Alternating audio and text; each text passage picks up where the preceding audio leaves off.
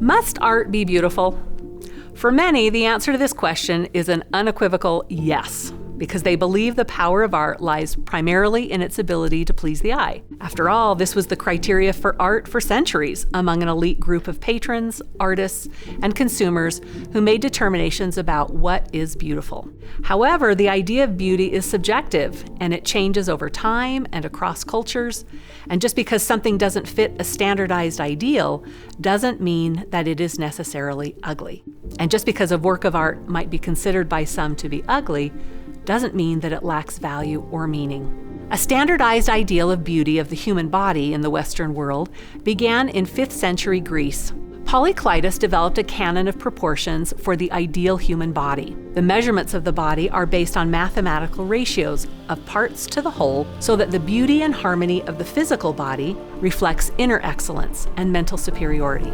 The term classical, used to describe this period, assumed connotations of first-rate and enduring, and so classical works of art, manifesting principles of clarity and harmony, established the standard for beauty and excellence for centuries. Renaissance portraits perpetuated an ideal of female beauty derived from literary sources. Although most Florentine women had dark eyes and brown hair, they were often depicted with blonde hair, ivory skin, bright eyes, and delicate features, as seen in Sandro Botticelli's Portrait of a Young Woman. But what do we make of a female portrait that is nothing like the idealized depictions of Botticelli? Consider this image of the Ugly Duchess by the Northern Renaissance artist Quentin Metzys. Instead of being repulsed and quickly passing by, take a minute to look more closely, and you might find it is an intriguing painting. The harmonious color scheme of blues, whites, greens, and browns are livened by the pops of red and gold in the headdress and brooch, which are beautifully painted in meticulous detail. The implied textures of skin, hair, fabric, flower, gold, and the embroidery of the headdress are visually stunning. Metzys has created a satirical image that pokes fun at an old woman trying to appear young and fashionable in order to attract a suitor.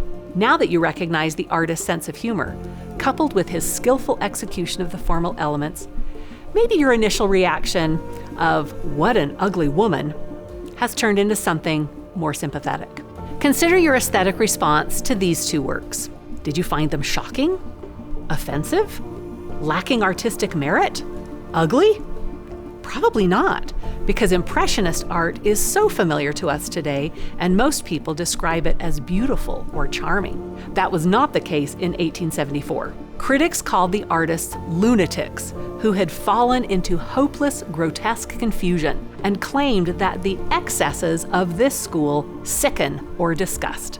These critics responded so harshly because the paintings that were exhibited did not adhere to the classical style preferred by the French Academy. But the primary aim of the Impressionists was capturing the optical effects of light and color as the eye sees them in an instant. And that requires a whole new approach to painting. The enduring popularity of Impressionism today among the public confirms that tastes changed, and what once was considered ugly became regarded as some of the most beautiful art of the late 19th century. As the world became more turbulent in the early 20th century, so did the art. Ernst Kirchner's Street Berlin presents a scene of elongated, angular figures crowded together and painted in sickly colors. The harshness of the image is unsettling, but that is the point. Produced in 1913, this painting expresses the feelings of anxiety, uncertainty, and fear that pervaded German society on the eve of World War I. In Damien Hurst's The Physical Impossibility of Death in the Mind of Someone Living, a 14-foot tiger shark is suspended and preserved in a vitrine case filled with formaldehyde. With its mouth open wide, revealing sharp teeth, the shark appears dangerously poised to attack the viewer. At the same time, the shark is completely still. Hurst uses this work to comment on the impossible nature of mortality. As much as we may fear or try to ignore death, we are all forced to confront it, and perhaps question it at some point. Knowing what Hurst is trying to say with his installation helps us better understand the necessity of its apparent ugliness. Life can be joyous, peaceful, and beautiful, but it can also be chaotic, uncomfortable, and sometimes ugly. When faced with apparently ugly art, maybe we need to stop and ask ourselves, could the ugliness open the way for me to find beauty in the meaning? In doing so, we may find that seemingly ugly art is bold, powerful, and perhaps even cathartic. If you enjoyed this video, please comment below on a work of art that you were surprised to find beauty in.